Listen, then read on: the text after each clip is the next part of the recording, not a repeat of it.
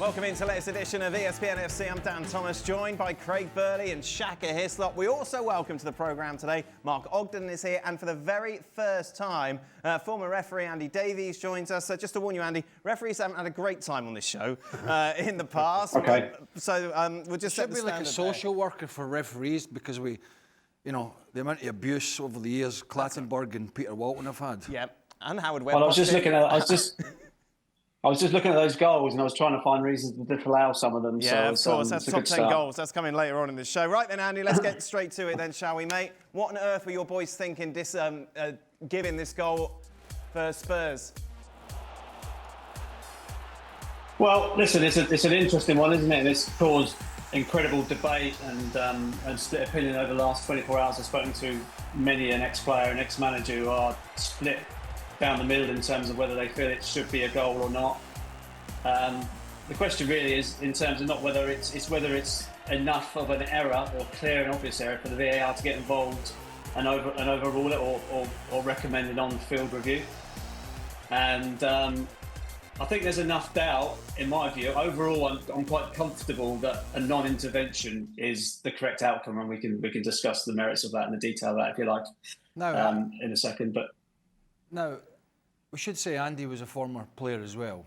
Mm-hmm. So I'm a little surprised, bearing in mind unless he's completely just turned to the other side, obviously with the refereeing. Because I didn't think that was when I saw it, I didn't really see it at full speed, and I don't criticise any referee for missing something at the speed of the game is played these days. But when you roll in all the technology and all the, you know, with the VAR, I think it was Jared Gillett back at Stockley, I just don't see how this cannot be a free kick. I don't think the clear and obvious comes into it. It's really a phrase that annoys me anyway, because it's either a free kick or it's not. And there's no other place in the park, on the pitch, this is not given. Because once you kick through the back of an opponent, Yeah, as Gay planted his leg down, it's a free kick. And I was Craig, really... you made a couple of good points there. Sorry, Craig. I mean, if you look at it in real time, as I did initially, it just looks like a goal, right? It looks like there's no foul contact, and you'd expected a goal to be given, as every player on the pitch expected. There was no appeal for a foul from any of the Man City players, and so that's the starting point from the VAR. The VAR looks at it from a real time perspective, and he's not looking. It doesn't feel like a foul. It doesn't look like a foul.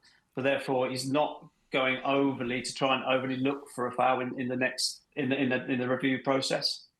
And I think the interesting thing is just in part of it is when you break down, when you start slowing it down and framing it, you then start finding potential reasons to give a foul. But equally, if you look at it again, you can also find reasons not to give a foul, because if you look at Gay's actions, he's actually the one who instigates the contact.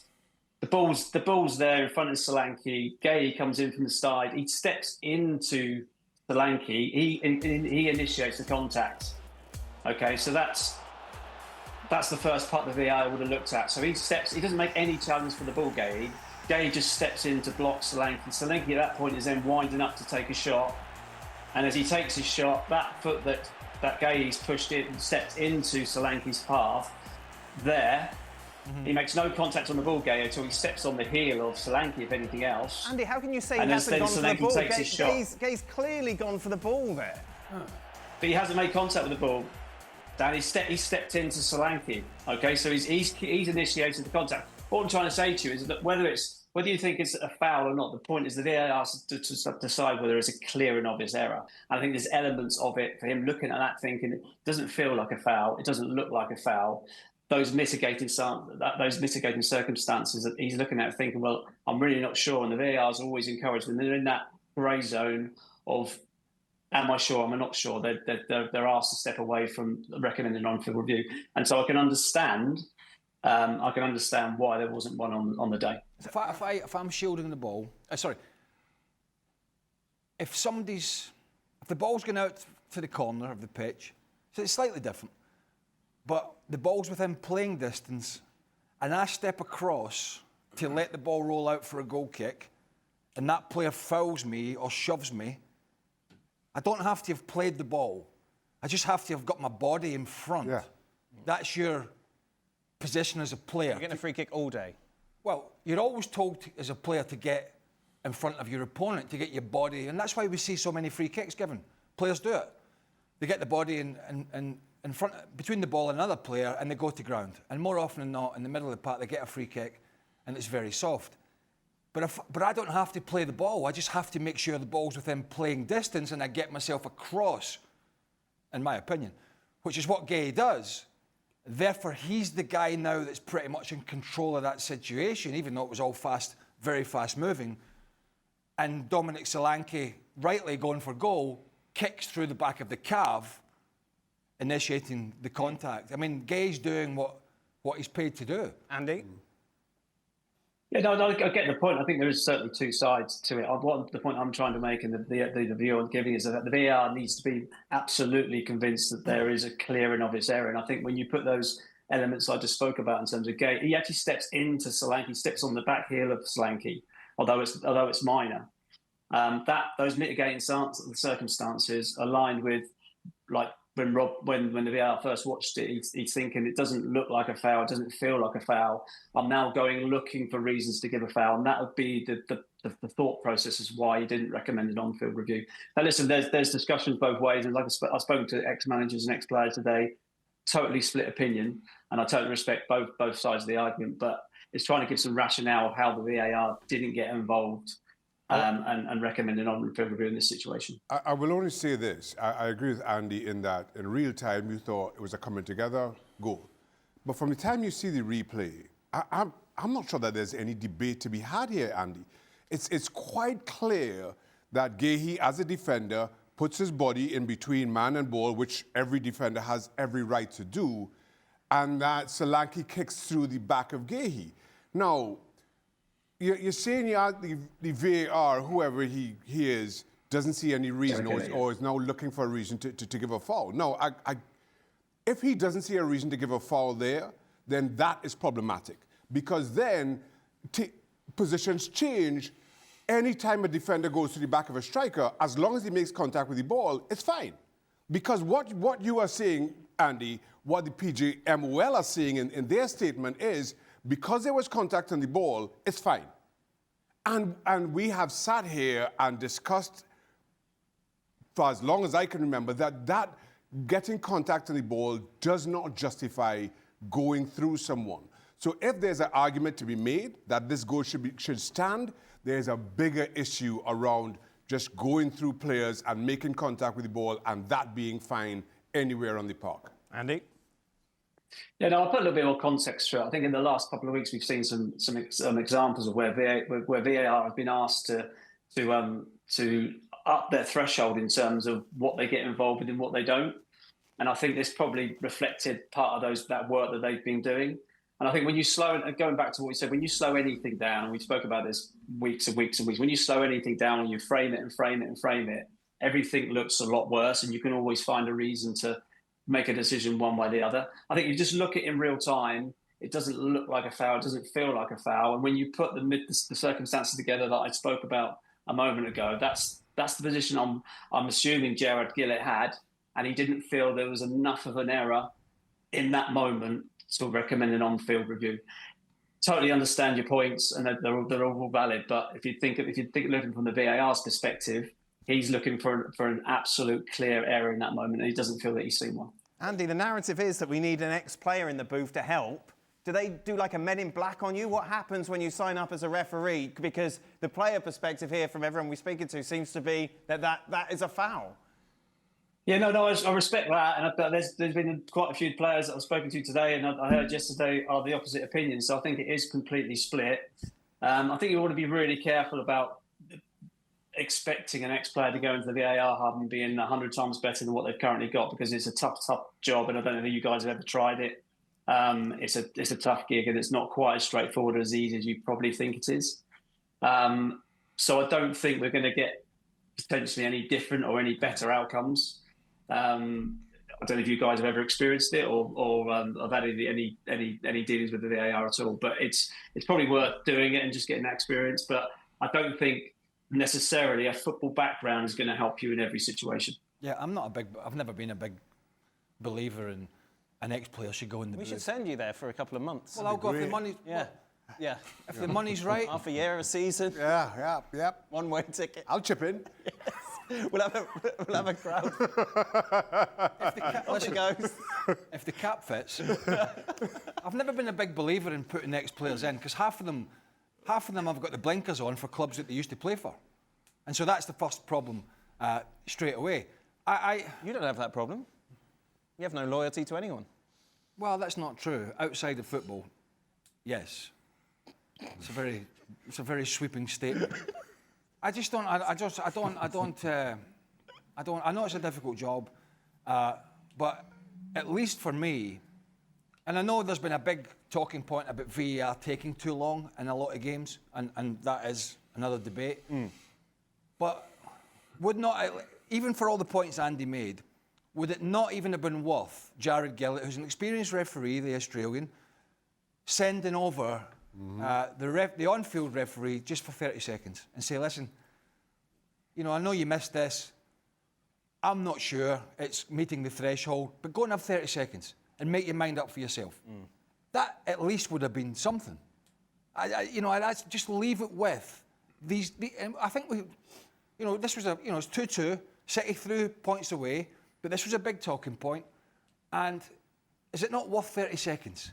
Even if you're thinking clear and obvious and all these things, just send I always like the official in the middle, where possible, and it's not always, but where possible, to be given the final say, particularly with the technology. And I would have liked, at the very least, to have seen the referee in that Tottenham City game just go and have 30 seconds. And then if he said, no, I'm not giving it, then that's another debate for us. But we didn't get to that point. Arsenal are going to win the Premier League. Manchester City dropped more points, of course, this weekend. What do? They drew against Spurs 2-2. Arsenal, of course, with a win against Leeds, sees their side now 6 points clear at the top of the table. We've talked at length, obviously, about the decision, the referees, maybe the first goal shouldn't have stood, but that is not an excuse as to why City were so bad once again in the second half. Mark Ogden is still with us. Mario joins us as well. Mario, yes, happy Mario, but Oggy, not been nice to Oggy. What? Right, okay. Nah, he's got his grumpy Man United. We'll talk about Manchester United a little bit later on. Well, they can't defend, can they? Tottenham, that's the problem. Well, City can't defend it. Tottenham can't either. But how do you explain what happened in this match? How can City... Look, I know we talked about defences and they've got bad fullbacks, but overall, how can you not create a chance in the second half after being so dominant in the opening 45 minutes? Because Tottenham... Who's that down to? Because Tottenham was so pedestrian in the first 45. It was so easy for Man City. I've seen this from Tottenham before. I've seen this from Thomas Frank's side a lot. They have been rank rotten for games in the first half, and then they've had a scolding from the crowd, and they've came out and they've been better. Not always got a result, but they have been better. They've actually ran about and checked. They did it with Villa in the FA Cup. They couldn't have been much worse against Villa in the FA Cup. They got beat in the end, but second half they made a game of it. This was exactly the same. Man City did not like it and could not cope with it when Tottenham finally got their ginger up. When Tottenham finally started making some challenges. When Tottenham started pressing them. City couldn't handle it. And when you get at City and they lose their composure, they have to then rely on their defence and their stability. And they don't have that. They had it for the first 6 games of the season, and then it left. People said, "Oh, look at City's defence early in the season." And what do we say here? It's got no longevity. They don't handle it when people punch them in the nose, right? Bodo Glimt did it to them over there. So the reason they were so, in my opinion, the reason they were so comfortable in the first half is because they've got good players, and when you set off really good players and give every one of them 10 yards on the ball, they will just spray it around. But they couldn't do it in the second half because Tottenham finally woke up. And they made their own mistakes. And also, we can talk about, the Solanke goal, the 2 goals, certainly the first one. The second one, you got Nico O'Reilly, and it might have been Kusanov, I can't remember who, or Gay, or whoever it was. 2 of them hesitant going for the ball, and Conor Gallagher gets in, and he's quicker. Again, he's sharper. This isn't a one-off. This isn't a second half where they've just haven't been able to find the gas pedal after being so dominant in the first half. We've seen this since the start of the year. Manchester City not turning up when they're needed, when they want to be in this title race, when the doors open slightly, yet again Manchester City drop points and handing it to Arsenal. Yeah, I think, like what Craig already said, I think the first half they had Rodri and Silva were dealing with it. They kept on picking the ball up and buzzing around it. But when it comes to Man City, it's just that the consistency that they had before, that we always could bank on and saying like, oh, they got it. It seems like now it's scrimbling, like it's dropping points at occasions where we normally don't see that happen to them. And that's why I think now, like even when you highlight, you highlighted, a number of draws and the games that you understand, when we expect them to overtake certain things, they don't. And I think also what was very important in this game, Thomas Frank knows that he's in trouble, you understand? In the sense of like, he might not say that to his team, but you can see that the way his team is playing. But the second half, one of the things that is really English is winning your second ball. And the way Gallagher won that ball was not only winning the ball, was also a kid that wants to prove a point. You come from Chelsea, you go to Spurs, you want to prove a point and say like, hey, listen guys, I'm here now, I want to win. And I want to prove to London that I am supposed to be here. So in that sense, I think Spurs reacted really well in the second half. And of course, the first goal changed the whole game, regardless if it was a foul. Oggy, looking at this overall, Semenyo comes in, Gay comes in, obviously, to try and boost Manchester City's squad, to try and help their title race. We're not seeing that, obviously, at the moment. Where do we stand on Pep Guardiola and his future? Because is it that he's just run out of ideas, the players aren't listening to him? Where do we stand on this? Well, I mean, have they run out of ideas? I mean, first of all, the Semenyo signing's been good because he's scored quite a few goals and kept them competitive, really. I think what it is with Pep, I think obviously only Pep will know himself what he's going to do. He's contracted till the end of next season. I don't think anybody right now thinks he'll stay, but we've thought that 3 or 4 times over the last 5 or 6 years, and he always signs a contract. It feels different this time, but I think that's because it seems like there's a bigger rebuild, and whether Pep has the appetite for the rebuild. And they've signed Gay, they've signed Semenyo, but for me the midfield is the problem because they haven't got any midfield.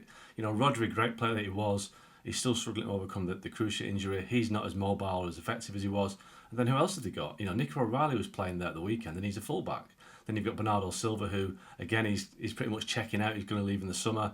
And then beyond that, Reinders is average. They haven't got a player like a De Bruyne or a Yaya Toure or the great players, the great midfielders that City have had under Pep Guardiola. They've no power. They've no legs. So Pep's will be looking at it thinking, no matter what I do, I can't get this midfield to work. Because as soon as somebody goes out that midfield, you mentioned Conor Gallagher, somebody that gets around them, they can't handle it, and he hasn't got the players to make a difference. So they can sign all the defenders and forwards they want. If they're not controlling the midfield, they're not going to win games, and that's why they've won one of the last 6, and that was against Wolves. Yeah, but that's their problem, isn't it, Oggy? I mean, is he working with his... Who's still there at the sporting directors? I know some of them, 1 or 2 left. Who's still there? Well, Chiqui Begiristain left, so obviously Hugo Viana came in from Sporting Lisbon, and it's Ferran Soriano who's the chief exec from Barcelona. So in terms of Pep's kind of team, Chiqui was the guy that he worked in tandem with to get players in. Hugo Viana, obviously Sporting have a different profile of players that they need to attract. He's come in, but obviously, Chiqui Begiristain was part of the group that brought in Nico last year, who hasn't been great. Brought in Kujanov, who hasn't been great. The signings over the last 18 months, 2 years, have been patchy. And that is the problem. Is we've seen it with all the great teams of the past, Man United, Liverpool. When you replace great players with less great players, sometimes average players, you have an effect. And City is suffering that right now. And Pep's a genius, as we know, but if the players aren't up to it and the midfielders aren't up to it, you're going to struggle. Yeah, what's going through the players' minds at the moment, Mario? Obviously, Oggy mentioned Bernardo Silva's checked out. Are players starting to think about their futures, what's going on? Like Haaland... Well, Bernardo Silva was brilliant in the first half. But again, that was because... But if you've got a player that's leaving at the end of the season... But that was because he was allowed to be given that space. Yeah. I'm just trying to get into the mindset of these City players. Like, how much do they care, I suppose? They didn't turn up in the Manchester derby. They didn't turn up against Bodo Glimt.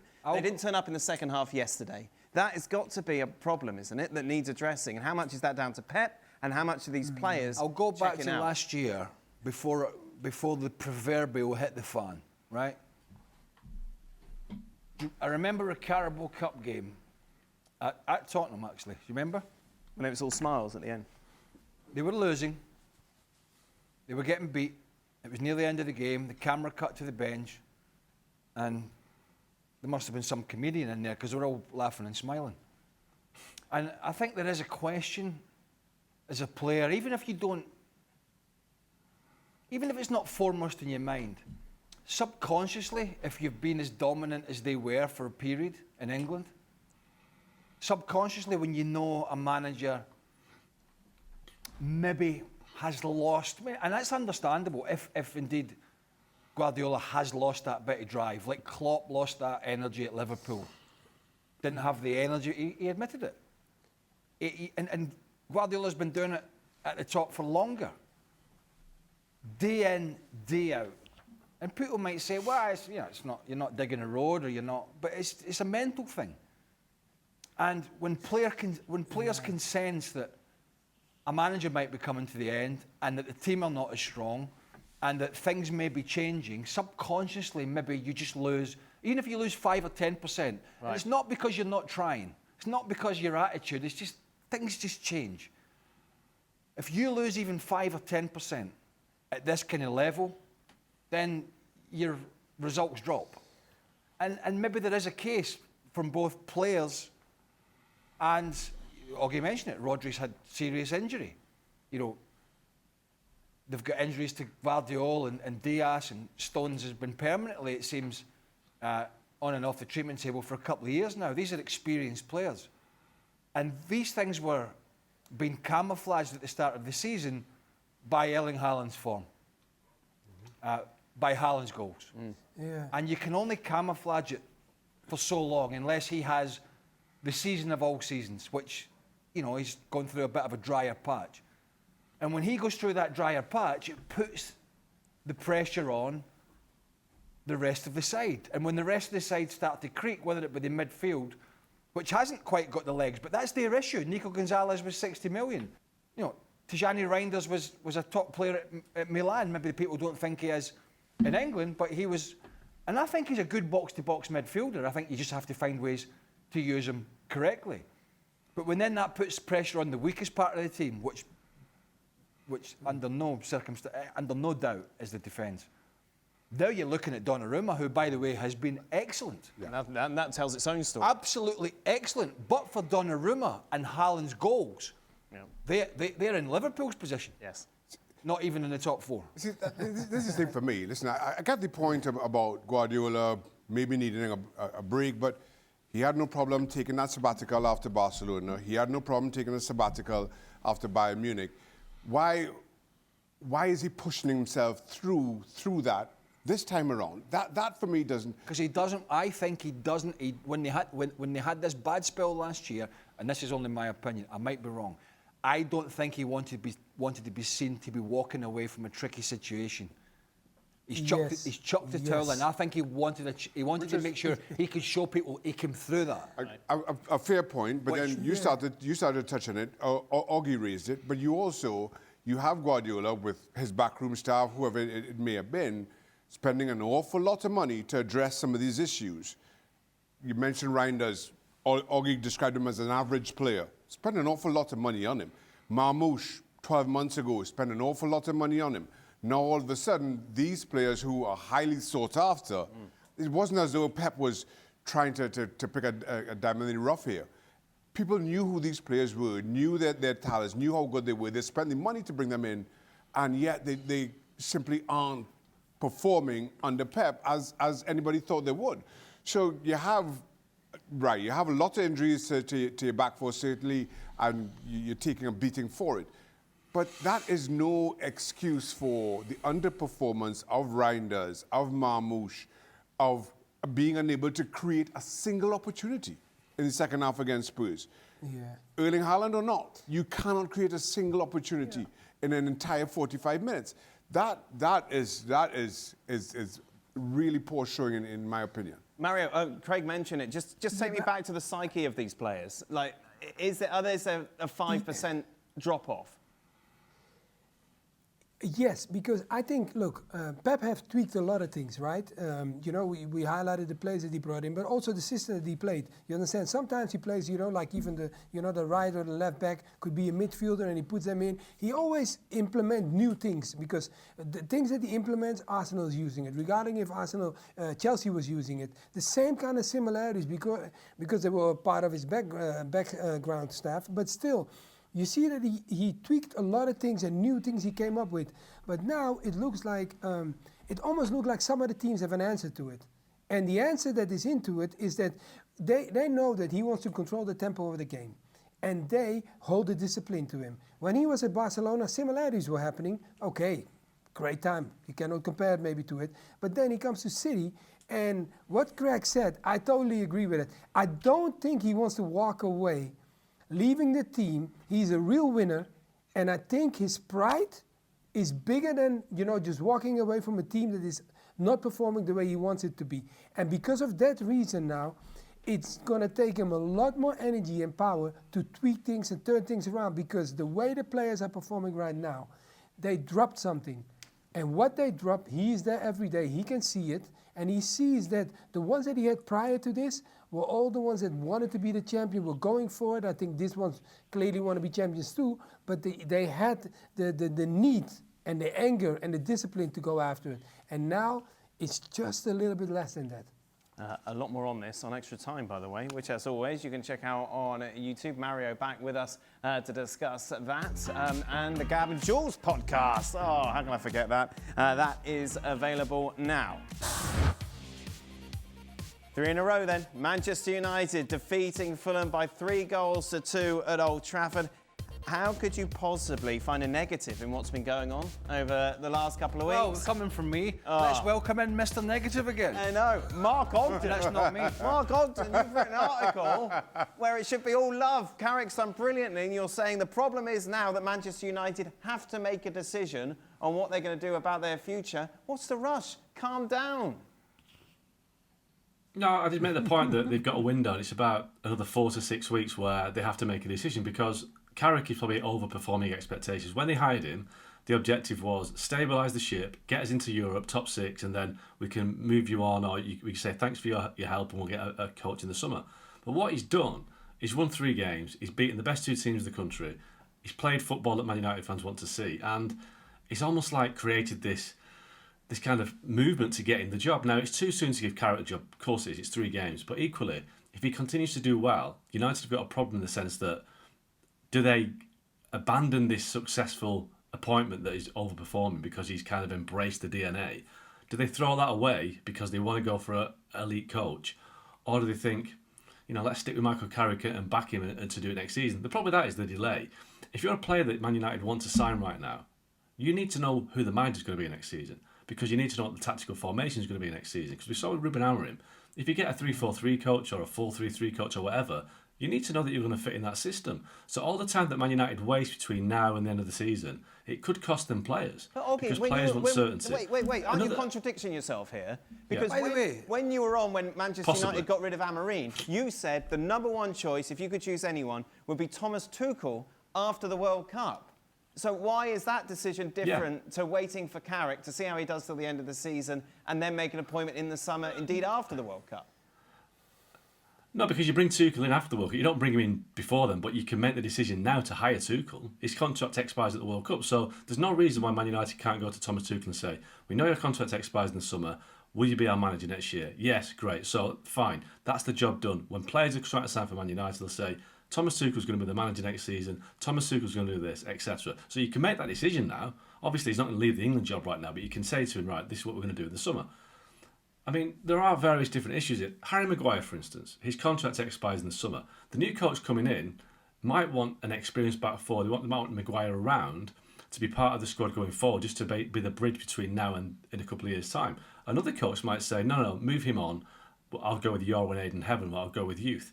You can't appoint a manager after those decisions have been made. Okay, so you there's a lot of issues can't to be have addressed. a deal with Thomas Tuchel before the World Cup. Lopetegui had that issue, obviously, when he was Why going to not? take over at Real Madrid in Spain. Why?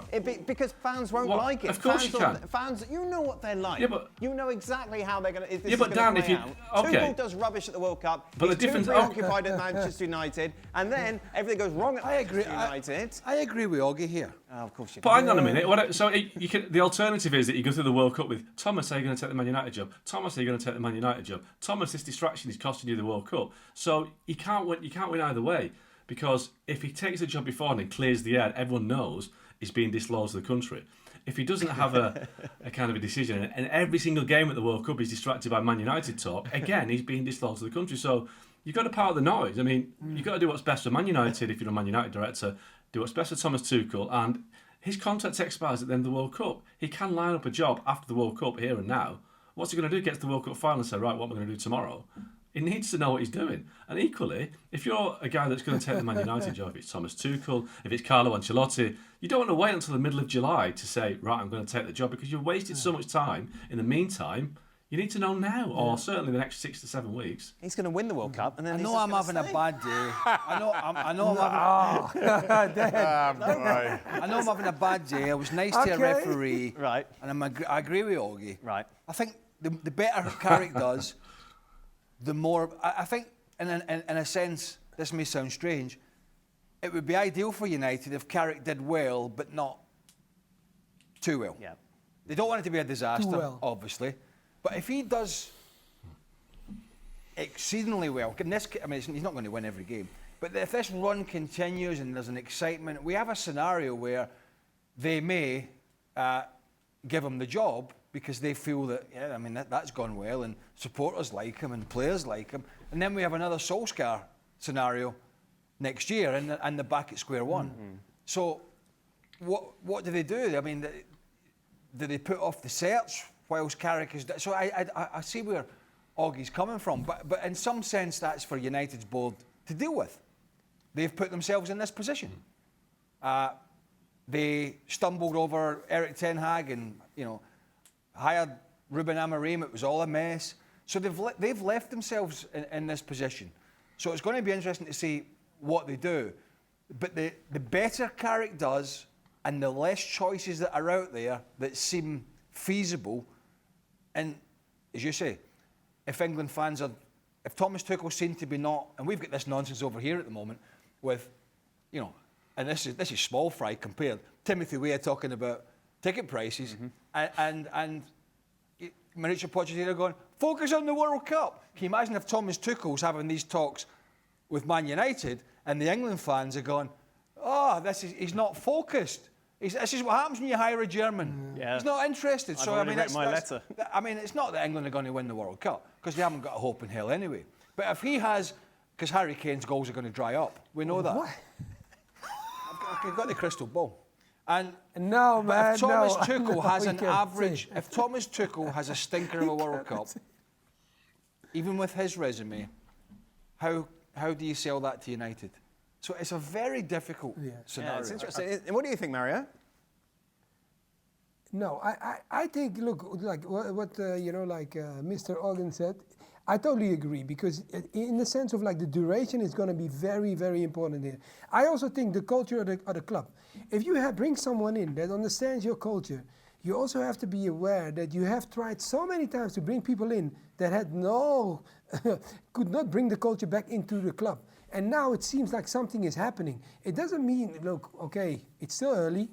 I don't want us to scream too loud, because I speak to, even when you speak to my United fans, you understand they're happy, but they're still waiting because they've been hurt so much in the process where they are right now. But I feel Man United has to protect their culture and go after someone that understands your culture so you can bring things back. But if you're going to get somebody again in that doesn't respect or wants to bring a whole new thing in, guys, you're going backwards instead of forward. Here's my thing. I think Manchester United have to be prepared to be ruthless.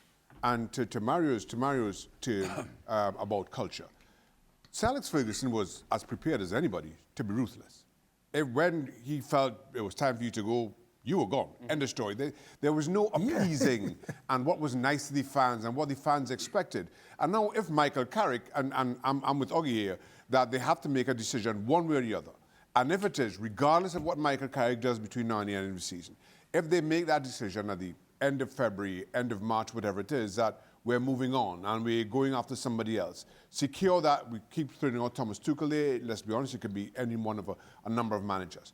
But they get that manager secured.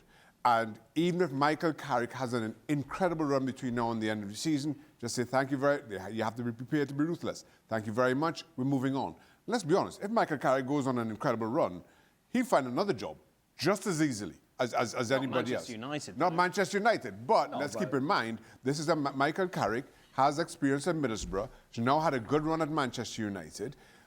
Let him have a longer-term view with somebody else in terms of preparing your skill set. I'm just saying, it's not as though Michael Carrick is going to be out of football if Manchester United decide we're going to go somewhere else. United have to be prepared to be ruthless. They're a big football club that have just over the last few years, whether it's Solskjaer, whether it's Ten Hag after he won the FA Cup, have been too willing to appease, and it's cost them. With Thomas Tuchel as well, this talk, I mean, I'm not quite on board with this genius, right? Go and ask Bayern Munich fans. Go and ask Chelsea at the end. So you wouldn't get Thomas Tuchel? Well, see when you think about it, right? I say, go and ask Bayern fans about the football. Go and throw in the league. I'm just saying, give me another name then, if not. Well, I don't have another name, but you're asking me about Thomas Tuchel. That's the one we're talking about. Well, I mean, Thomas, let's be honest, right? I mean this. What the heck? What's Thomas Tuchel done for England? Well, we'll find out. We'll find out this summer, won't we? Right, he qualified. They beat a bunch of... You see the teams they've beaten? Well, then I don't know. What has he done? I don't think anybody is saying... What has he done recently? It's because there's nobody else out there. Or not many. That's why. Those are the odds. Beating whoever they beat in the qualifiers. I don't think anyone has looked at Thomas Tuchel coaching England going, you know what, it'd be great at Manchester United. It's because of what he's done before, isn't it? The England fans, people in England at the moment, think he's the second coming. I don't think they do, Craig Burley. No, they do. They don't. They do. You've been on that social media too much, boy. That's what you've been doing. No. Yeah. Well, everybody getting carried away with beating these teams in the qualification. I don't think anybody is. I watch it. Where? You might sit at home in your underpants. I watch it. I do. I don't know. Listen. Who are you watching? I'm watching the games. I'm watching the reaction. You can't hear I'm reading the journalists, what they're saying. Don't listen Some to of the them. journalists. Until he goes to the World Cup and takes England to whatever it is and they look the business, I'm not having it. It is the final day of the transfer window, would you believe it? The headline of it all is Liverpool signing a player that isn't going to even come till the summer. Jeremy Jacquet has committed. Why don't we do transfer deadline day specials anymore? Because nothing happens. Oggy, nothing happens anymore. No, it's dismal, isn't it? It's just a big hype machine, and Jeremy Jacquet, the big deal. I mean, come on, it's what am I supposed to say? It's been a bit of a letdown. You know, the big clubs have really stayed away, apart from City, who did their business early on. So I think we're all looking forward to the summer. I mean, within 5 minutes of the window closing, I was asked to say what's going to happen in the summer, and that's where we're at because nothing's happened this window. So we're talking about Cole Palmer to Man United, Mo Salah at Liverpool. Why don't get him in for the rest of the season, or that just was never an option? Because it wasn't. No, it was never an option, so it was a case of moving now to make sure that Chelsea didn't get in for the same arrangement. So Chelsea were keen. I mean, it's happened before. We've had, I think Christian Pulisic was the same when he went Dortmund to Chelsea. These deals do happen whereby you put a marker down, you sign a player now and bring him in the summer. But it makes you wonder. I mean, it's £55 million for a 20-year-old kid from France. Unproven might be great, but they could have got Mark Guay for half of that in August. Oh, regrets. And, that would probably have been a better deal. I don't understand. Did Liverpool make any attempt for Mark Guay before he went to City in this month? I mean, they were told pretty clear that they couldn't compete with City. City's, pay offer, the willingness to pay the fee. So Liverpool were interested, but City just blew them out of the water, and it was a case of, right, we can't even go there. We've missed our chance. Okay, good stuff. In terms of wages? Oh. Well, that's what happens when you give the big wages to Van Dijk and Salah. Yeah. There you go. There you go. And what have they done this season? Exactly. Okay, thank you. Rogi, thank you very much. Let's take a look at the notable signings. Atleti have been a bit busy. Lookman has gone there. There's a chance for us all. Strand Larsen, 49 million. 49 there is a chance for a there comeback. There we are. There's all your... There we go. Good. 49 million. I'm sure they'll be talking about Vargas on the next edition of Football Americas. Transfer deadline. Here we go. This will bring you up to date with everything that's happened today. Despite everything, there is still very much a title race on in La Liga. Barcelona, of course, winning on Saturday. Real Madrid leaving it extraordinarily late against Rayo, but a 2-1 victory sees them maintain a 1-point difference between them and Barca at the top. Have Real Madrid turned the corner with that win? Turned the corner with the extra 9 minutes, which was... It was such a weird ending to the game because everyone's just throwing themselves to the floor trying to get a penalty, and in the end they got the penalty. Yeah, well, obviously there was the Vallecano red card, which was a red card. So that's on them because he had a bad touch and then it was a crazy challenge. Part of the second They had half. more possession, they passed it better, their movement was better. And once again, this team was just about to be obliterated by the Bernabeu crowd, and the red card helped them. And then the rash challenge just absolutely was your get out of jail. They were rotten again. And he had Gonzalo Garcia comes on, the front man, and plays on the right-hand side. Yeah, just explain that a little bit. I Like you looked can't. at the final team that was out there can't. for Real Madrid. Is it Arbeloa? He's just scared to make any changes involving Vinicius or It looks, Mbappe? yeah, it looks like it. And then you bring the young man on and you put him on the right-hand side when clearly that's not his position. It seemed like he wanted to do anything rather than upset somebody that wasn't doing a lot, somebody who had a big head and a big ego, and he may have to answer questions about it. In some sense, it showed that maybe he's going to be a bit of a weak leader, no matter what he says in press conferences. He said he's not Gandalf the Wizard. He's what? Gandalf is Lord of the Rings? Yes. Yeah, there you go. He's not a wizard. It'll take time, Craig, for him to work his magic. Yeah, well, can't wait. He speaks well in press conferences. He apparently is very single-minded, but I think with one or two of the superstars, I think he's going to be weak. And I think that weakness may be his short-term downfall.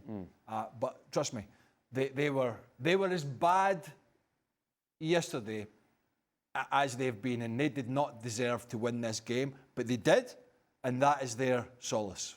I thought Arbeloa's press conference yesterday was really weird. It was really odd.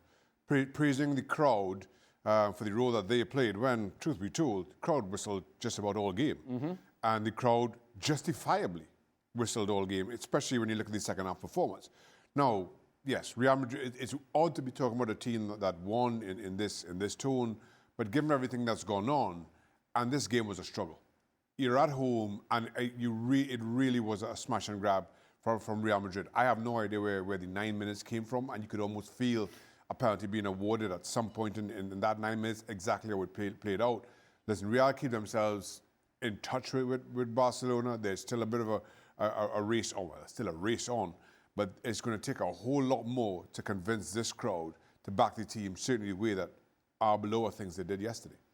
Just a reminder, of course, every single La Liga match is live on ESPN Plus. Real Madrid, of course, looking to keep on the coattails of Barcelona at the top of the table. Taking a look at the matches that are coming up.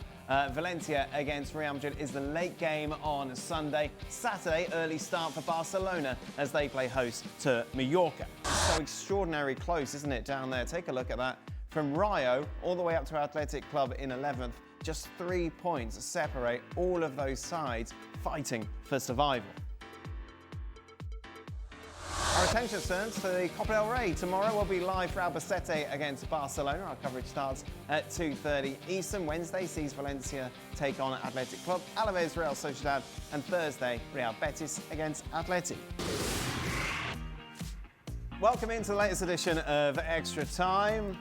Shaq and Craig are here. Craig was so nice to our new referee. I wasn't really. I disagreed with him. Yeah, but you did it in a really nice way. Even when you disagreed, you were really nice. Yeah, like, oh, I know your, Oh, I'm I know sorry, your job Andy. is so hard. Yeah, I'm sorry, Andy. I have to disagree with you. No. Listen, I don't think any ex-player wants to be a referee, you know. listen. It's a really hard job, isn't So it? I hard. didn't want to do it. That's right. Every time I retired, I thought refereeing was so hard. Oh, I got so much more respect for referees now. Who's this? What is this? I didn't pitch my voice like that. Let me tell you. Yes. Hey, The way forward, I can't speak for everybody else. Okay. The way forward for me in this show Yes. is to have a Can't even say it. Can't even say it with a straight face. reasonable discussion. No nastiness. Wow. You know Don's here next week. Oh, but I'm away. How are you, Mario? You well, mate? I'm good. I'm listening to Craig, what he's saying. You know, I love it, man. Hey, Craig, you are nice, he said. That's good. That's good. Yeah. He said you But I were thought, nice. actually, Andy. But I thought being an ex-player, Referee friend. Yeah. Yeah. He said, don't mention that. He got a bit angry when I mentioned Oh, did he? Yeah, he wasn't happy. There you are. So much for Peter Walton. Peter. To Craig, who do you see as the manager? I'm going to send Peter a video and say, hey, we've got somebody else now. He'll send you a video of a hole-in-one.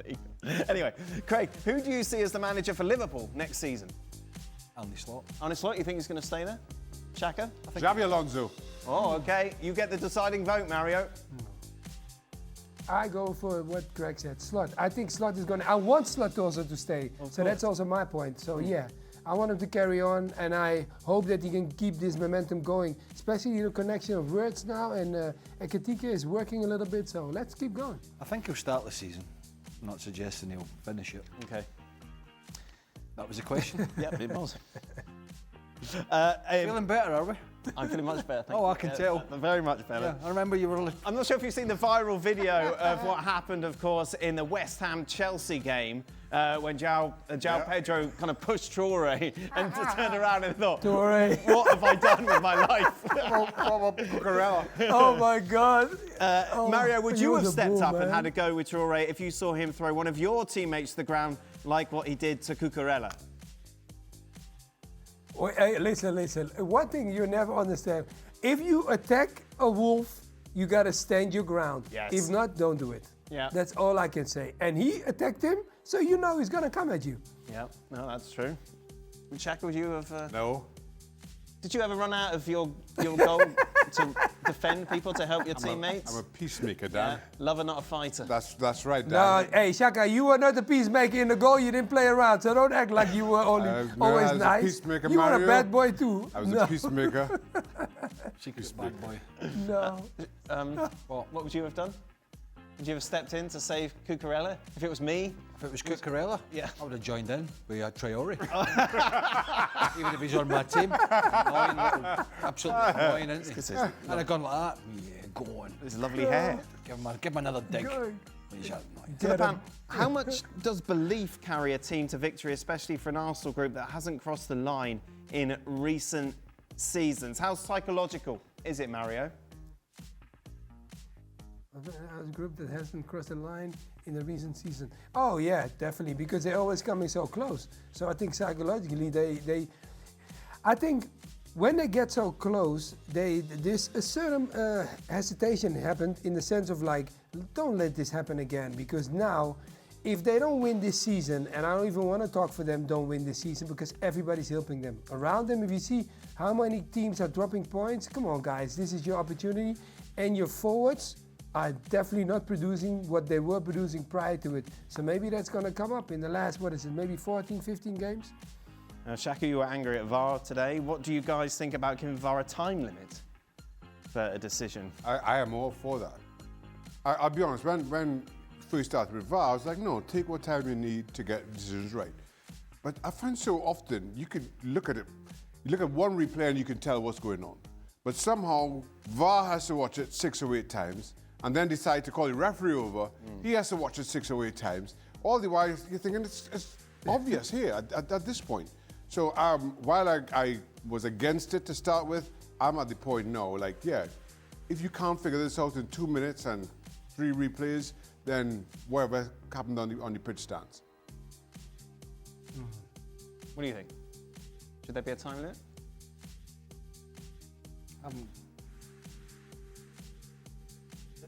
Can I think about it? You can phone your friend, phone Andy, and see what he says about it. Have a couple of weeks off.